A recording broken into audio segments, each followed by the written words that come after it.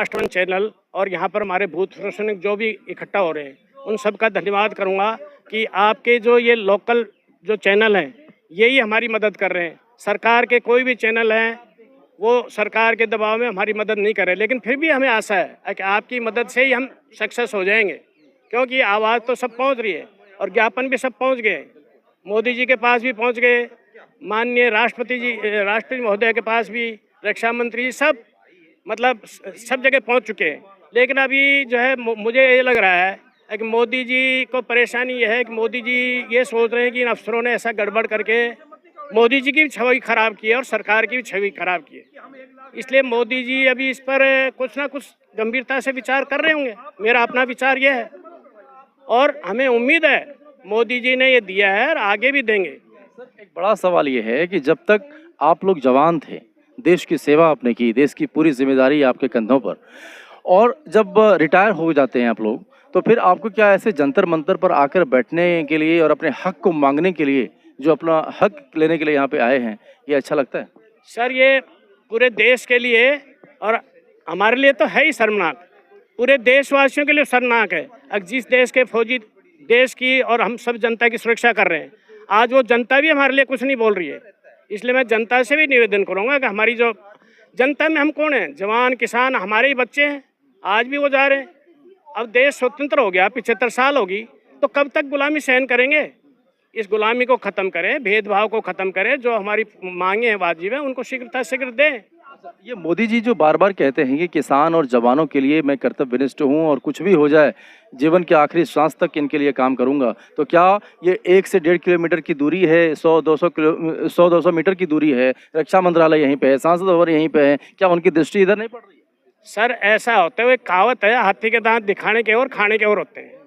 सारी फैसिलिटीज हमारे देश की जो है ना, वो ये विधायक सांसद ठीक है और ये ब्यूरोक्रेसी लेती है। नीचे जितने भी, चाहे वो जेशो जवान है या आम जनता है, उनके लिए खाली दिखावा करते हैं। उनको जो सरकार के जितने भी बनाते कानून, कुछ लोग जागरूक हैं या इनके सगे संबंधी हैं, वो तो ले लेते हैं, बाकी साधारण जनता वो तो ऐसे ही रहती है। वही हाल हमारे साथ हुआ, अफसर फ़ायदा उठा गए इनसे मिल करके और जेशो जवानों के साथ ये धोखा करके हमारे साथ में ये विसंगतियाँ पैदा कर दी।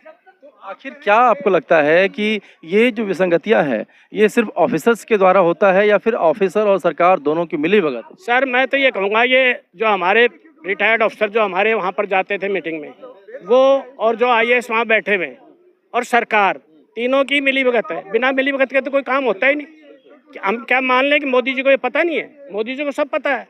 जब मोदी जी को सारी देश विदेश का ज्ञान है तो क्या भारत का ज्ञान नहीं है? लेकिन मोदी जी इस पर चुप्पी साध रखी। यही तो हम ये सोच रहे हैं कि भाई मोदी जी चुप क्यों है? मोदी जी इसके बारे में कुछ ना कुछ तो कहें। अगर हमारी गलती है तो मोदी जी हमारी गलती बताएं, जिससे हम संतोष करें।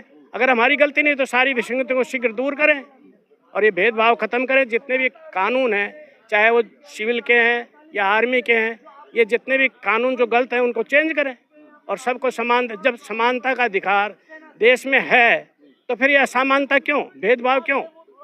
और सर एक ये बड़ी बात ये कही जा रही है कि आर्मी में जो है अभी भी वो अंग्रेज़ों के ज़माने का जो कानून है वो वहाँ पर लागू है और लोगों को ठीक उसी तरह से ट्रीट किया जाता है कि जिस तरह से अंग्रेज करते हैं। बिल्कुल सही है साहब, एक जवान को बोलने की आज़ादी नहीं है, बोल नहीं सकता, मुंह नहीं खोल सकता, और मुंह खोलेगा तो उसको पनिशमेंट दे देंगे। ठीक है, मैं मेरा ही बता रहा हूँ आपको। मैं 69 में भर्ती हुआ था, 1 साल मैंने 70 तक ट्रेनिंग किया। ट्रेनिंग करके मेरा पोस्टिंग कचरापाड़ा में हुआ, 25 AD रेजिमेंट में, और मुझे जाते ही सेवादार भेज दिया, बैटमैन, सहायक, कुछ भी कहें आप, वहाँ भेज दिया। मैं बोला क्या करना? बोला साहब के घर जाओ, वहाँ पता चल जाएगा क्या करना। मैं घर गया, भाई क्या करना? साहब के बूट पॉलिश करना है, धोबी से प्लेस करवा के लानी है, और घर का जो भी काम है, सब्जी लाना, कुत्ता घुमाना, मतलब जो भी काम है वो करना है। मैं दूसरे दिन गया ही नहीं। मैं बोला मैं तो नहीं जाऊँगा, मैं मेरे माँ बाप की सेवा नहीं की। नहीं गया तो मुझे पैक ड्रिल लगा दिया गया। 7 दिन मैंने धूप के अंदर पैक ड्रिल टहला। मतलब अब ये देखो आप, भाई मैं भर्ती सेना के देश की नौकरी करने के लिए हुआ था, किसी अफसर के घर नौकरी करने के लिए थोड़ी हूँ।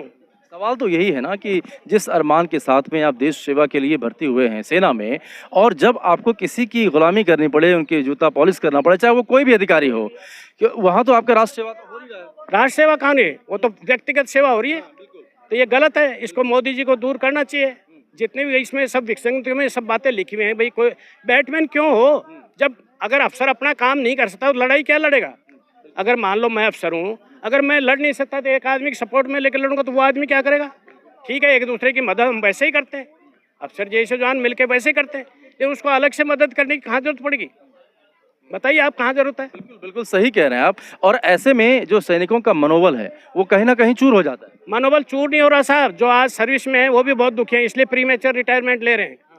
हमारे टाइम में तो फिर भी थोड़ा सा माहौल सही था, अभी तो इतना माहौल ख़राब है। दिन भर जो लोग वहाँ पर अफसरों के मैस में इधर उधर काम करते हैं, रात को उनकी डेली ड्यूटी लगा देते हैं। क्यों, हमसे मिलते हैं ना, डेली रोजाना रात को ड्यूटी दो, सुबह वर्किंग फटिंग करो, तो ये सब गलत हो। ये बटमैन को लेकर बहुत सारी चीज़ें इसी आपके आंदोलन में निकल के आई कि किस किस तरीके से उनके साथ में बिहेव किया जाता है, और ख़ासतौर पर जब उनके मनोबल को चूर करने की बात सामने आती है तो ऐसे में जो नए लोग भर्ती होना चाहते हैं, जो नए लोग जाना चाहते हैं सेना में, उनके लिए एक बड़ी चुनौती है। सर नए लोगों का जैसे भी इन्होंने अग्निवीर रखा है 4 साल के लिए, पहले तो ये गलत है टोटली। लेकिन क्या बेरोजगारी है देश में, बेरोजगारी की लोग जो है भाई चलो ठीक है तुम भर्ती हो जाओ, जो मिलेगा देखा जाएगा। ऐसे ही सैनिक में भी है, लोग B.Tech M.Tech MCA करके जा रहे हैं। एक जो कमीशन डायरेक्ट NDA वाला लड़का 12वीं पास जाता है, और सिपाही में डायरेक्ट भर्ती होकर जा रहा है MCA M.Tech लड़के, उनसे ज़्यादा पढ़े लिखे जा रहे हैं, क्योंकि बेरोजगारी है इसलिए जा रहे हैं, नहीं तो कौन जाएगा सेना में। लेकिन वहाँ जाने के बाद भी उनसे इस तरीके के भेदभाव के, सेवादार के ये काम कराएं तो आज वो जवान नहीं कर सकते। पहले वाले तो चलो पढ़े लिखे नहीं थे, कुछ कर लिया, लेकिन अब नहीं करेंगे, और उन्हीं के थ्रू हमें सारा पता रहता है कि भाई क्या हो रहा है अभी। तो सर पहले तो ये भी होता था कि यदि किसी के घर से एक सेना में गया तो उनका लड़का भी सेना में चल जाने के लिए तैयार होता था, उनके अड़ोसी पड़ोसी भी तैयार होते थे। लेकिन जब उनको ये खबर मिलती है कि अपने ही हक और अधिकारों के लिए आप लोग जंतर मंतर पर आए हुए हैं और 123 दिन हो गया है, तो क्या गुजरता होगा? सर पहले क्या पढ़े लिखे कम थे, इसलिए पता नहीं था। ये तो अभी हमारी ORP 1 और 2 में हमको पता लगा कि हमारे अफसर ही जो अपना अपना सैनिक भाई बताया पूरा सही है। जो उसी टाइम में पढ़े लिखे कम थे, अभी पढ़े लिखे ज़्यादा है। जो ऑफिसर्स तो 12th पास होकर ऑफिसर बनकर आता है, लेकिन अपना जवान BA करता है या डिग्री पूरा कर कर जाता है, नहीं को होने से कोई MSET या MK बहुत कुछ पढ़कर ही, उससे ज़्यादा पढ़कर ही जाता है। इसलिए अभी पूरा को जो कौन सा विसंगतियाँ चलता है पूरा को पता हुआ जा रहा है पहले ही। ओके फ्रेंड्स, ये वीडियो आपको पसंद आने से सब्सक्राइब करो, लाइक करो, शेयर करो, आपका दोस्तों लोग भी शेयर कर दे। नेक्स्ट वीडियो में मिलेंगे। जय हिंद, जय भारत।